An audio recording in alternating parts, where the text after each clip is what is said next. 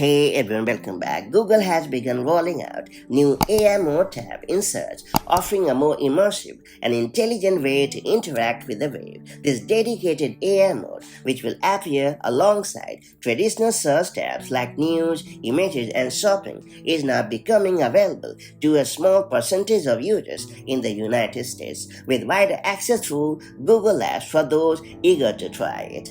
Built on Gemini 2.0, Google's powerful AI model, AI mode is designed to tackle complex questions with advanced reasoning and multimodal capabilities. Instead of presenting a list of standard search results, it delivers a single AI-generated response enriched with helpful web links and follow-up suggestions. This mode intelligently organizes information into clear, easy-to-understand breakdowns, streamlining the search experience. Visual enhancements are also part of the package.